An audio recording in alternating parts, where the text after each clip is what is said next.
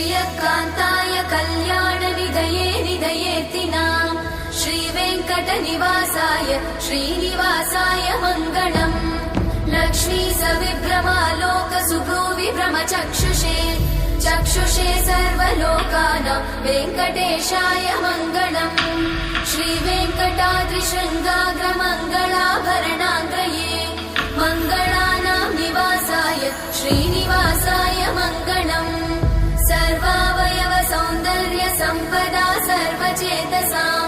सदा सम्मोहनायास्तु वेङ्कटेशाय मङ्गलम् नित्याय निरवध्याय सत्यानन्दचिदात्मने सर्वान्तरात्मने श्रीमद् वेङ्कटेशाय मङ्गलम् स्वतः सर्वविदे सर्वशक्तये सर्वशेषिने सुलभाय सुशीलाय वेङ्कटेशाय मङ्गलम्।